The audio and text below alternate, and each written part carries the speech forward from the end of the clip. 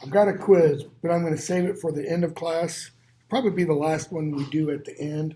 And the only reason I'm doing that, I've got a timer set so I know when to shut up. Because we've got to try to get a lot covered. We're so far behind. I don't know what we're going to do. Probably going to end up having to drop Ray Bradbury's Fahrenheit 451. I'm not sure yet.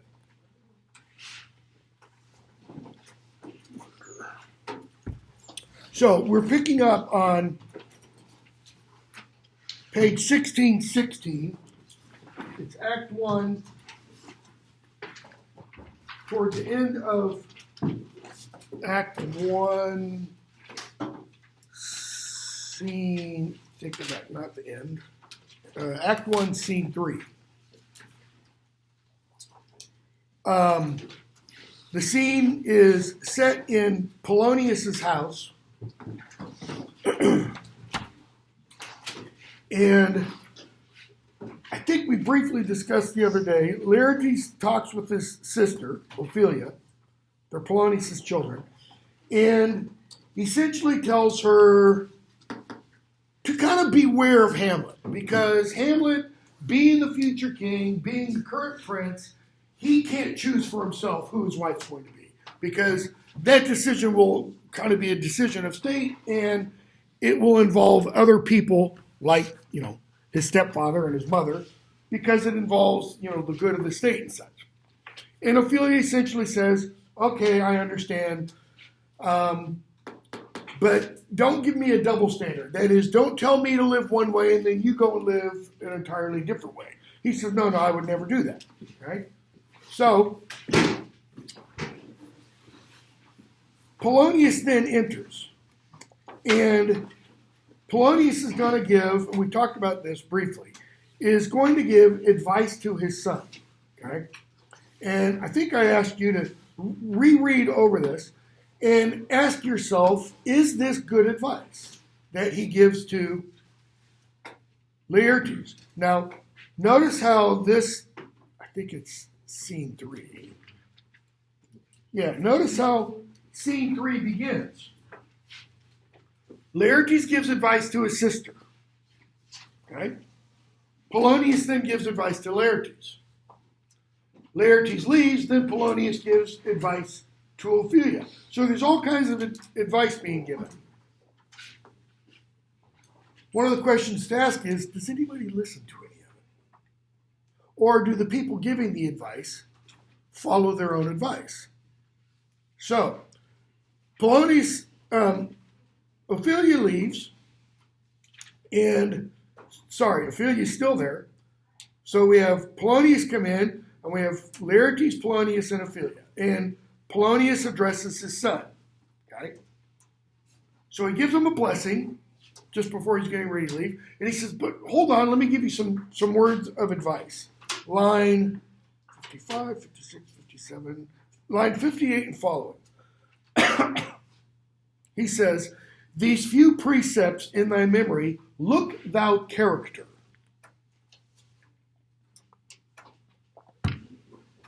Look thou character means write these. Okay? Write these in your memory. Character there means to write out. A lot of people take that line, they'll hear that line, and they'll think that Polonius is saying, look to your character. Make sure you have a good character. Make sure you have a good reputation. It's not what he's saying at all. Now, if one does follow his advice, one will end up with a good character. That is, you will have that. But that's not what he's saying. He's saying, write these things in your mind. One of the reasons this is important is because right after this scene, Hamlet's going to meet the ghost. And the ghost is going to tell Hamlet a bunch of stuff, how he became a ghost, that is, how he died, who murdered him, and what Hamlet must do. Okay? In doing all of that, I'm going to tell Hamlet to taint not your mind. taint not. That is, don't taint, don't discolor, don't change your mind. Polonius is saying the exact opposite to his son. He's saying, write these things in your mind. Okay? The ghost says, don't write these things in your mind. Okay? So, here's what he tells him to do.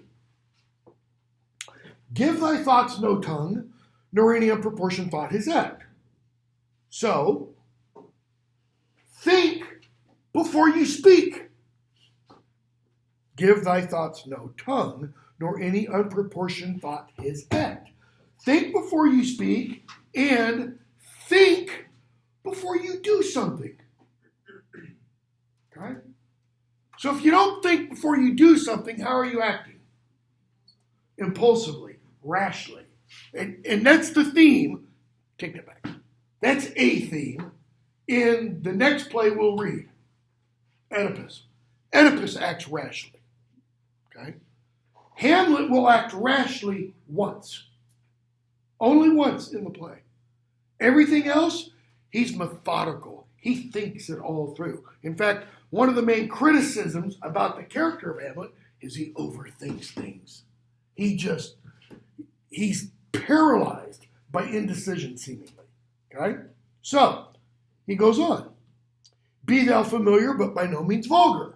That is, be known to people, but don't be too commonly known. Don't be in people's faces all the time. Don't be updated. Don't be always in the news. What is it? This relates to, for example, Trump. How so? What will Trump not put away, seemingly?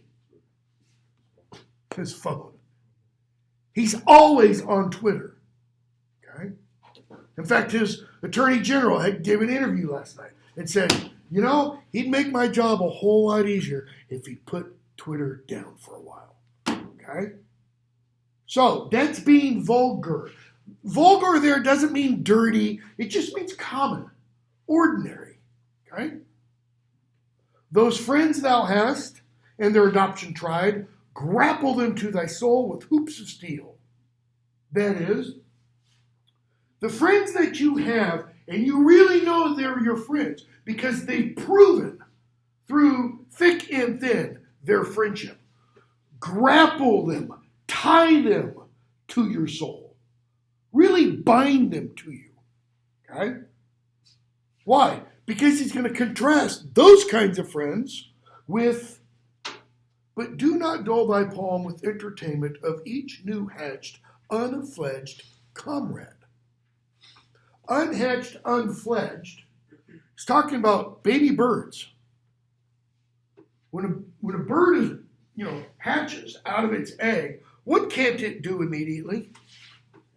Fly.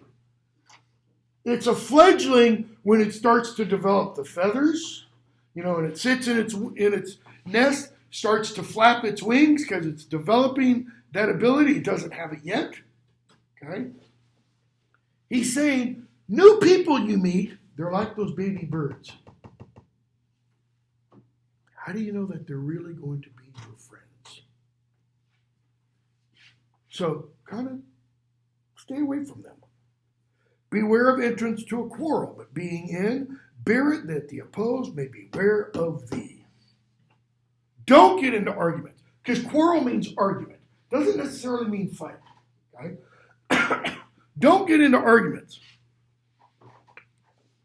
But if you do, what?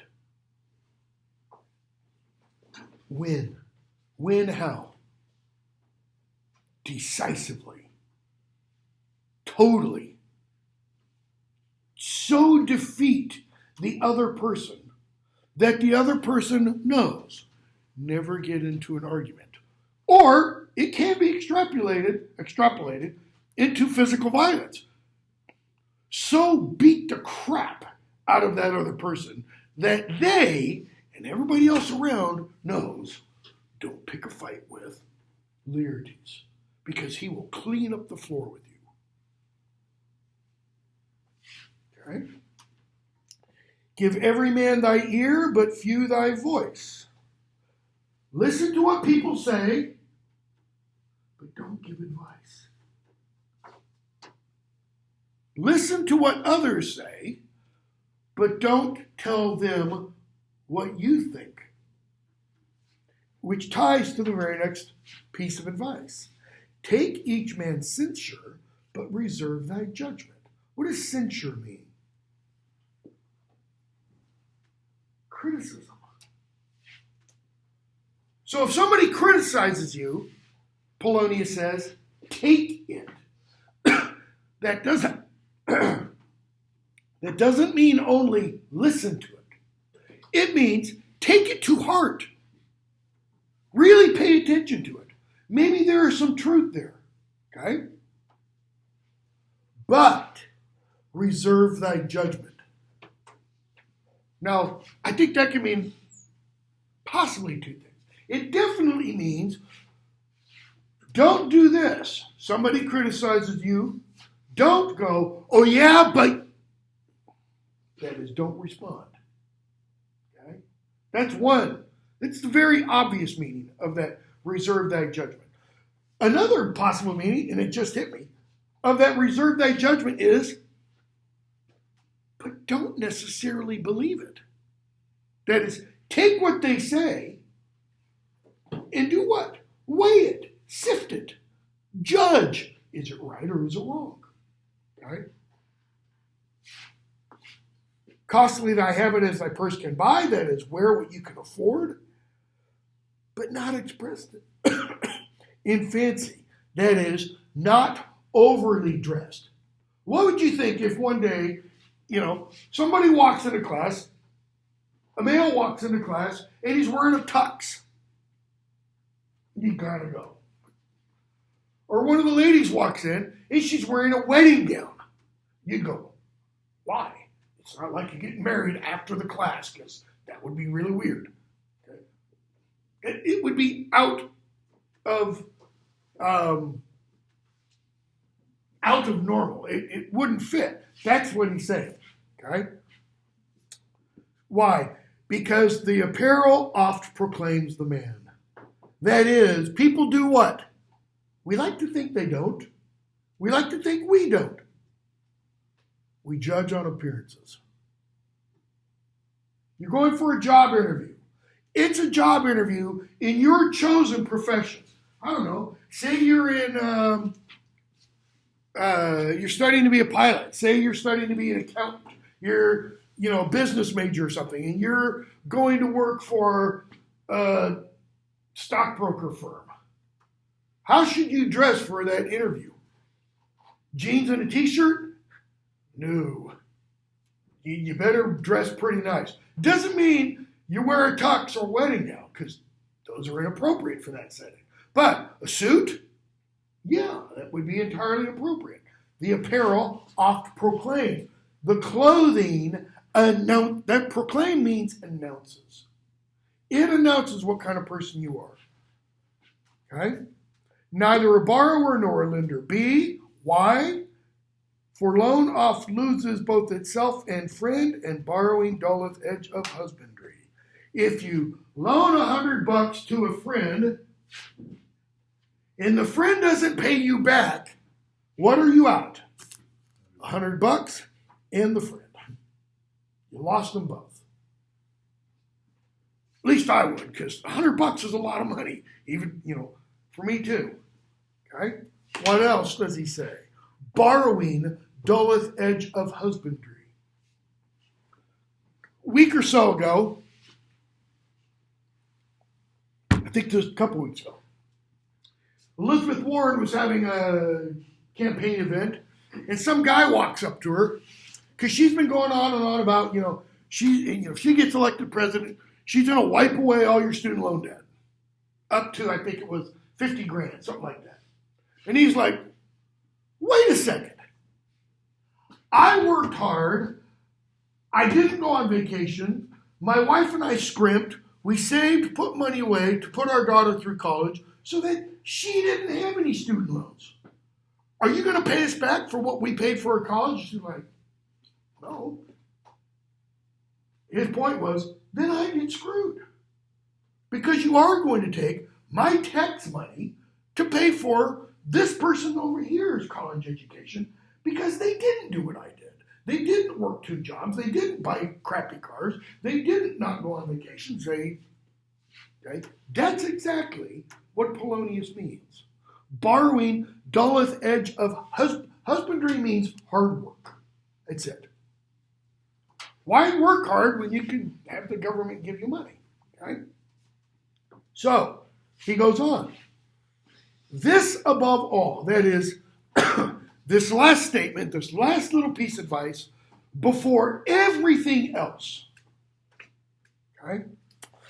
To thine own self be true. And it must follow as the night the day, thou canst not then be false to any man. What does that mean, to thine own self be true? Don't just say, be true to yourself, because that is what it means. But what does that mean? Be authentic in what you say. Be authentic in what you say, okay.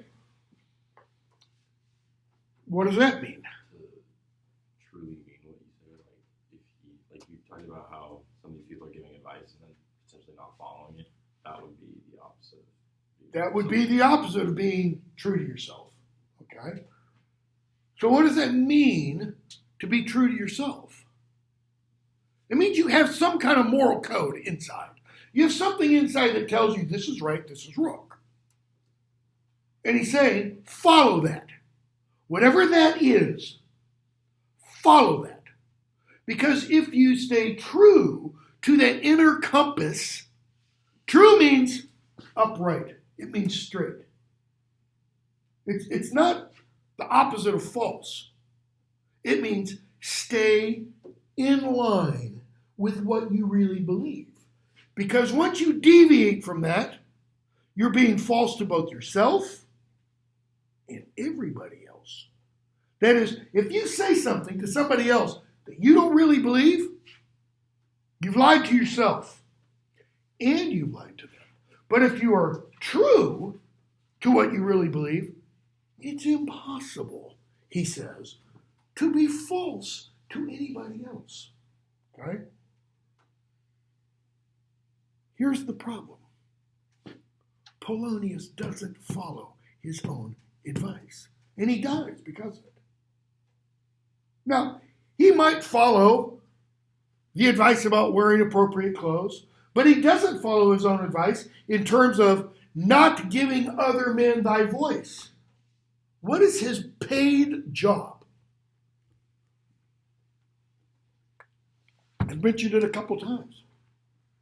He's an advisor to the king. If you're an advisor, what must you do? You got to give advice. He can't keep his thoughts to himself. Okay? He also doesn't take what other people say and not respond. How do I know? Look at the rest of this scene. So Laertes leaves. And Polonius says to his daughter, what were you and Laertes talking about when I came in? And she says, some stuff about Hamlet. Well, what? What were you talking about, Hamlet? He hath, my lord, line 99, of late made many tenders of his affection to me. That is, he's made known to me that he has affection toward me. And the tenders are things like the cards and letters and gifts that he has given her. She's going to attempt to give these back to him later. Okay? And Polonius, affection, you speak like a green girl. That is, you speak, one, green girl kind of implies like a virgin. Two, like someone who's so innocent, so naive. Come on, you know what men want. She might not. She might be a virgin and innocent and naive. Okay? By the way, it's pretty clear from the text of the play, because you won't get this from some film versions. Hamlet and Ophelia have not had sex. In Kenneth Branagh's film version of Hamlet, there's a scene where Hamlet and Ophelia are, wrestling under the sheets. I mean, it's pretty clear they're having sex. It's very clear in the play. They haven't. They are in love with each other. Okay? So, he goes on. So, what were these tenders, as you call them? What do you think about that? She says, I don't know, my lord, what to think. Gee, Daddy, I'm so stupid and brainless and an airhead. You tell me what to think. And I'm kind of being facetious there, but that's the way a lot of critics interpret Ophelia's character. She's a blank slate. She's a nobody, really. And some have even written articles about that's why her name begins with O. It's a big fat zero. Okay? So, Polonius says, I'll tell you what to think.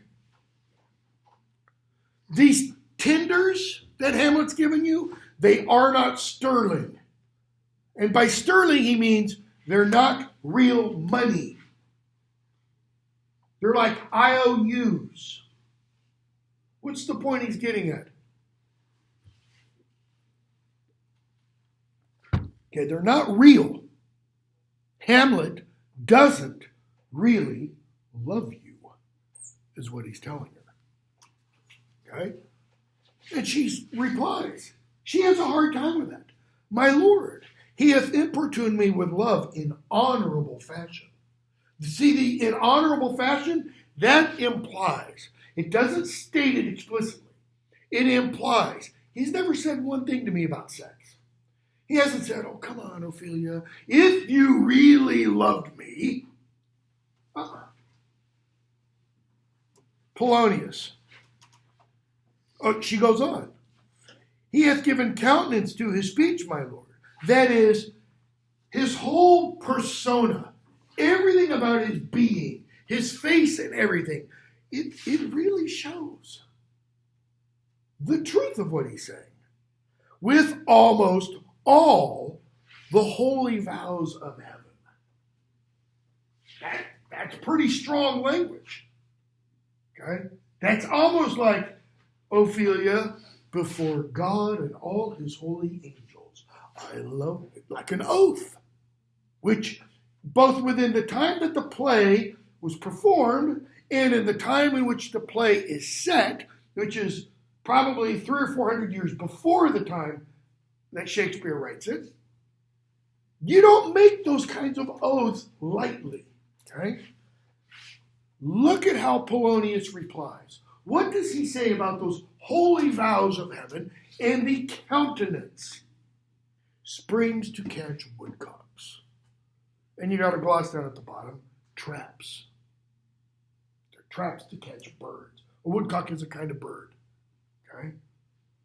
A nickname for a young attractive female, or excuse me, not a nickname, a slang word for a young attractive female in England today, as it also was in Shakespeare's day, is a girl.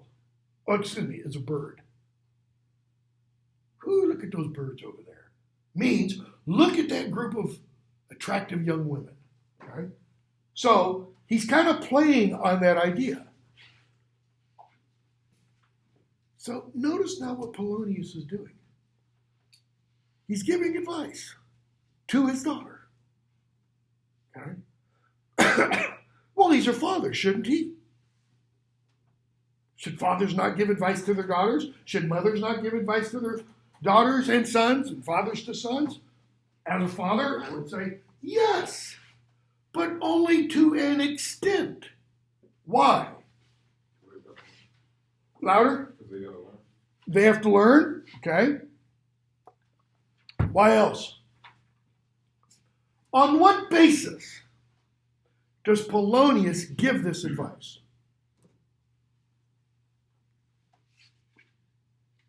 What's the experience he's drawing on? To himself. Himself. Okay?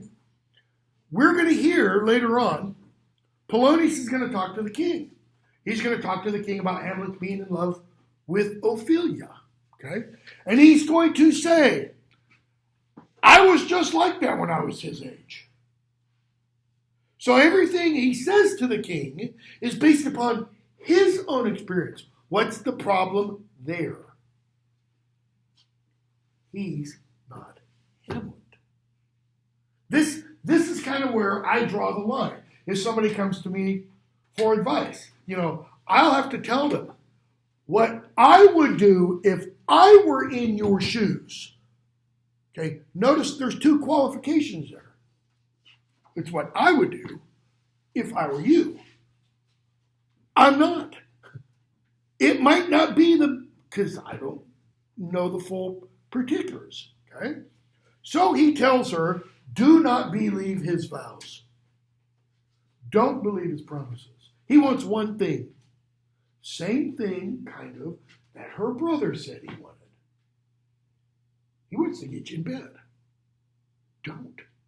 Don't let him do that. In fact, he says, from here on, don't really have any contact with Hamlet. She says, I shall obey my lord. Okay? They leave. Hamlet, Horatio, Marcellus, and the others come in. Okay? It's now midnight, or nearly so. And they talk. And Hamlet says, that line again, if it assume my father's person, I will address it. So the ghost appears. Bottom of 1619. Hamlet, angels and ministers of grace defend us. Okay? Ministers of grace, that's another term for angel. Angel, the word angel just means messenger. Ministers are messengers. Okay? So, God, send your guardian angels to protect us. And then he says, okay, notice, that's not to the ghost. He's saying that to God. Then he says to the ghost, be thou a spirit of health or goblin damned. If you are a spirit of heaven to bring health, or if you are a damned soul, if you bring with you heirs from heaven or blasts from hell, if your intention, if your purposes are wicked, or if they are charitable, thou comest in such a questionable shape that I will speak. In other words, come hell or high water, I'm going to talk to you. Whether you mean good or ill for me, I'm going to talk to you. And he says, you're Hamlet. You're the Hamlet I'm named after, Hamlet. You're my father. You're the king, royal Dane. Answer me. But tell why thy canonized bones, hearsed in death, have burst their cerements. That is, why are you walking? I saw you properly, religiously buried. We said prayers over your dead body as it was lowered into the grave. What gives? Okay? And the ghost kind of goes, it signals to him, come here, come here. Horatio, I want you to go. Don't. Hamlet, I'm gonna. Marcellus and the others, don't go. Hamlet, I'm gonna go no matter what. Okay? So, scene 5. We get Hamlet and the ghost. Okay, Marcellus, Horatio, they're off stage. And Hamlet finally stops following the ghost. He says, I'm stopping here. You tell me what it is you want. Mark me. Mark just means look at, pay attention to. Hamlet, I will. My hour is almost come when I to sulphurous and tormenting flames must render up myself. Alas, poor ghost. Nah, don't worry about me. Worry about what I'm going to tell you. Hamlet, speak. I am thy father's spirit. Notice when he speaks before that. So art thou to revenge. Hamlet says, I'm bound to hear. I can't help. And you're also bound to revenge. Okay? I am thy father's spirit, doomed for a certain term to walk the night, and for the day confined to fast in fires, till the foul crimes done in my days of nature are burnt and purged away. If you are a Protestant, which means, Baptist, Methodist, Church of Christ, Presbyterian, that kind of stuff. You believe in one of two places for the soul after death. Heaven and hell. That's it. You go to one of those two. If you're Catholic, however, you have heaven, hell, and what's the other place? Purgatory, which is between heaven and hell. Okay?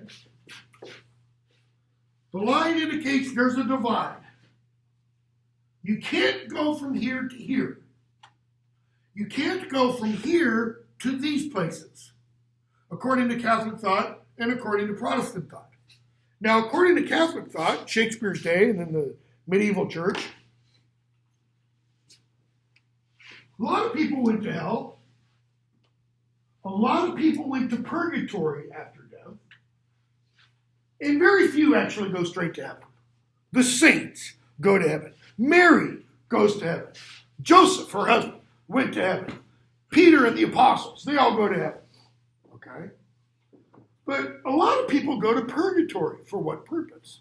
Because they're not going to hell.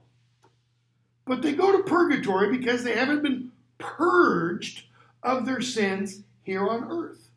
So they go to purgatory for a time until those sins are burnt away and they are purified. And once the final taint of sin, the final sully, think, that this too sullied flesh would melt. When that final spot is gone, boom, they go to heaven. So what does the ghost just told us? He's Catholic. Because he's where? During the day. He's in purgatory. He says, till the foul crimes done in my days of nature, birth, life here on earth, are purged away. Now, for Shakespeare to say that in 1600,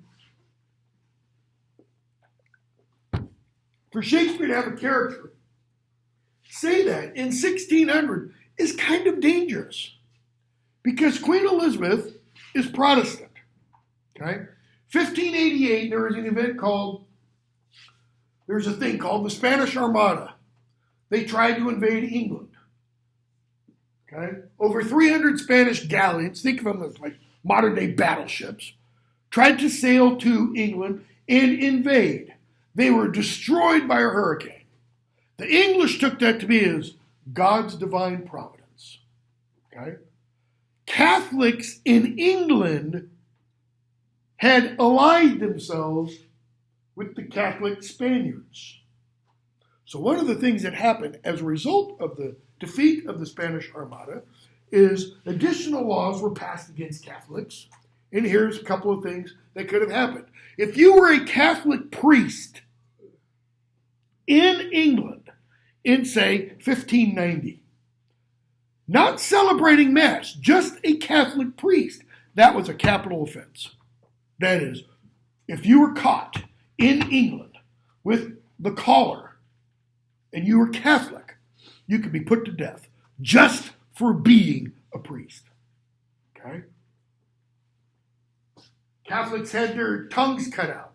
They had hands cut off. They were drawn and quartered. They were burned at the stake. And a few years before Elizabeth, when her sister was queen, half-sister was queen, from whom we get the nickname Bloody Mary, she burned Protestants at the stake because she was Catholic. So there's this huge Catholic-Protestant, battle kind of going on. Well, Shakespeare, creates this character in this world that's Catholic, but it's set back in an earlier period, and it's set in Denmark, not in modern England, okay? So, he goes on, and what does he tell Hamlet? 11 minutes. I was murdered. Hamlet kind of goes, I knew it. Who murdered him? My brother, he says. The ghost says, line 32 and following, "You've heard that a serpent stung me in the garden while I was resting." Notice the imagery. He was a king, he was in a garden, he was asleep, and he was bit by a serpent. Adam, according to kind of some Christian theology, Adam is kind of like a king. Eve is like a queen. They're the first king, the first queen. And what happened to Adam and Eve in a garden? A serpent came. Okay? Did he literally bite them? No, but he used words to taint their minds. You won't die. Take a bite. Okay? So, he's killed. What else biblical image do we have there? Okay, Garden of Eden. What else? Who's he killed by? His brother. The first murder in human history, according to biblical Christian theology / mythology. Cain and Abel. Two brothers. Okay? The younger brother kills the older brother. Okay? So, Hamlet, oh my prophetic soul. Oh my prophetic soul means Hamlet's saying, I knew there was something wrong with Claudius's and my mother's marriage. I knew there is more to my father's death. So, the ghost says, yep. And the ghost reemphasizes Claudius's and Gertrude's relationship. That incestuous, that adulterate beast. Okay? So, ghost gets a big long speech. We're not going to talk about it. Other than to say how he really killed him. That is, how Claudius really killed Hamlet Sr.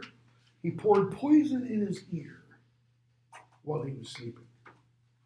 It's going to be important because we're going to have a play within the play later, and we're going to have a guy pour poison in the ear.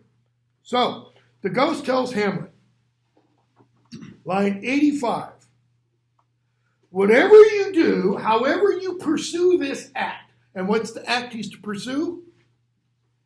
Revenge. Okay? Taint not thy mind. And you've got a gloss, I think you've got a gloss there, yep. What's it say? Probably deprave not thy character. Do nothing except in the pursuit of a natural. I have no idea what the hell that even means.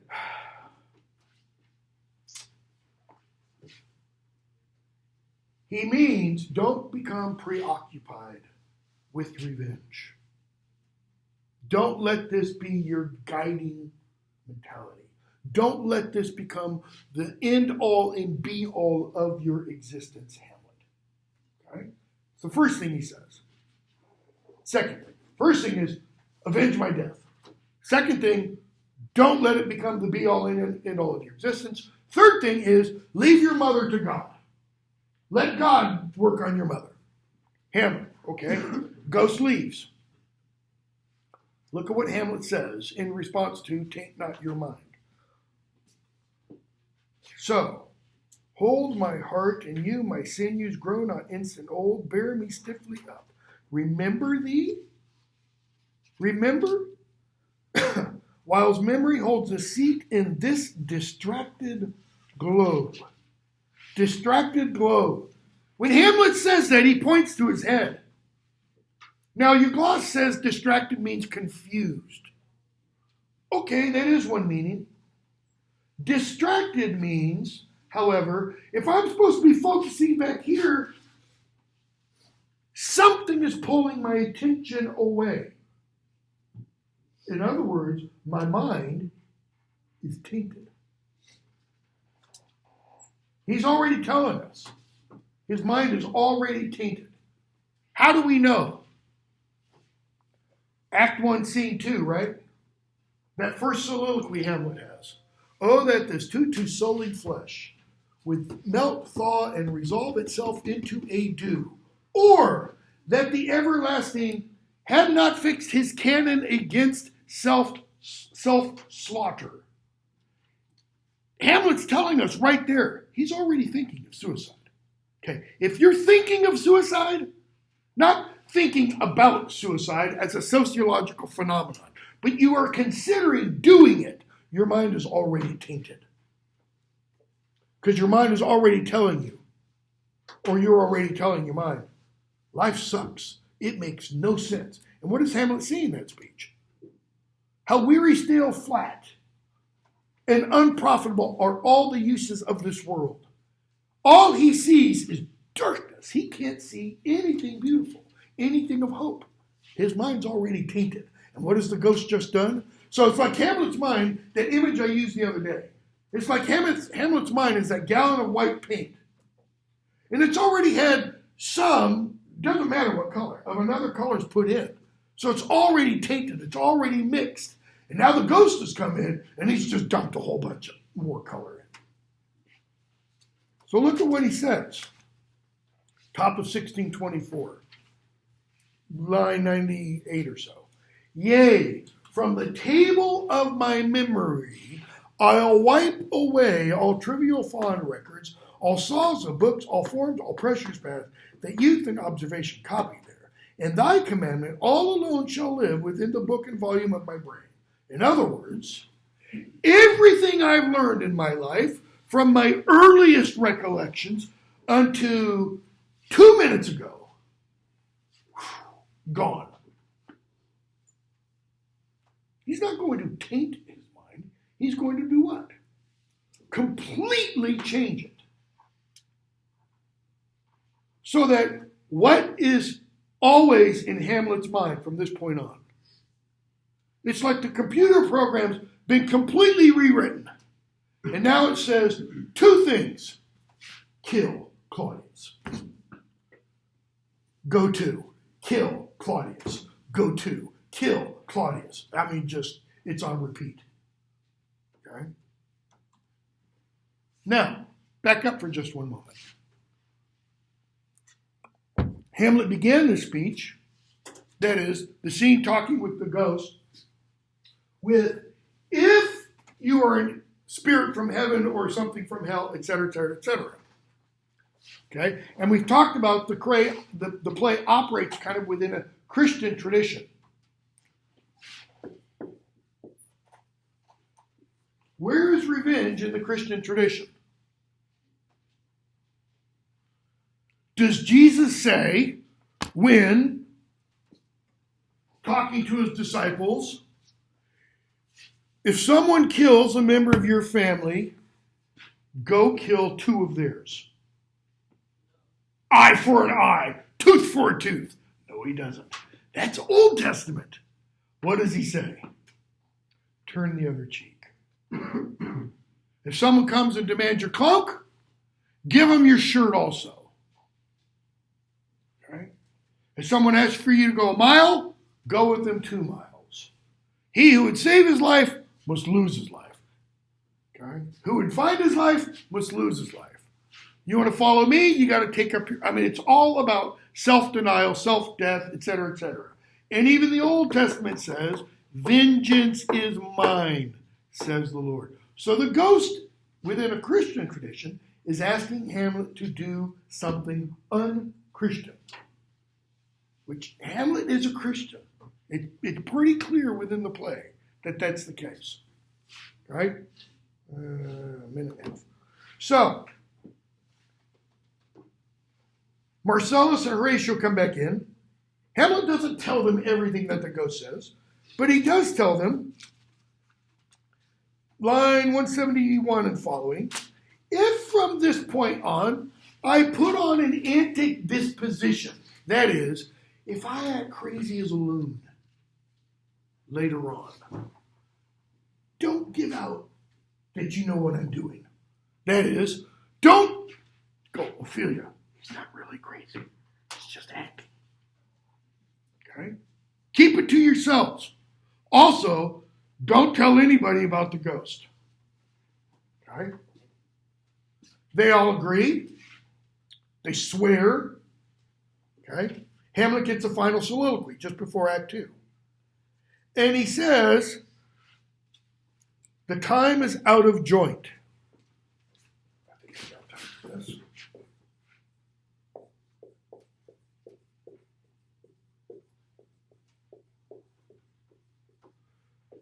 There's an idea rampant at Shakespeare's time. It gets this name long after Shakespeare called the Great Chain of Being, the Great Chain of Existence, right? And the idea is that, here's God, and God's above everything because God is self-existent, but everything else is created by God.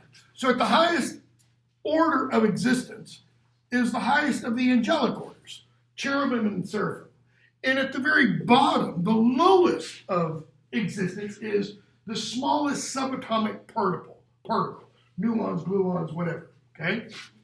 And within here, you also have, you can take this and you can extrapolate what's the highest, What's the highest, cancel. Oh, shut up. What's the highest order within human society? Who's at the top? King. Who's at the bottom? Slave, peasants, or something like that. Animal kingdom. Who's the king of the beasts? Lion. And the lowest one, I don't know, slug, something like that, okay? Eagle, sparrow, whatever. Time works the same way. That is, time is a chain, right? Seconds, minutes, days, seconds, minutes, hours, days, months, years, eons, etc., etc. Hamlet says the chain's been broken in time. I've got to replace that chain. And by saying that, Hamlet is alluding to this idea, or he's implying this idea. He's going to have to die. He's got to be the brick to stop the dam from breaking. Okay? All right, we'll stop there. We're going to do, we're so far along. So put everything away so I can give a quiz. We won't have a quiz on Monday. Might on Tuesday, Wednesday, probably not because we're too far behind. If you can, unless you already have the whole play finished by Monday. We won't finish it, all of it. We probably won't get through Act 2, frankly. May end up dropping one of the Sophocles plays instead of Fahrenheit 451 in case you've already bought it. Up there, I went over just about everything that's on here, okay? Except for the extra credit. This is over Acts 1 and 2.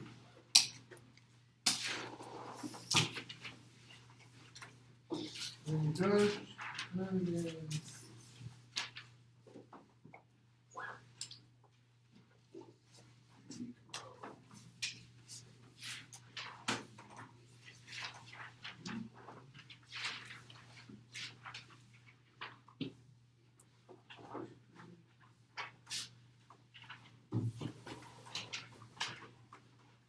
three.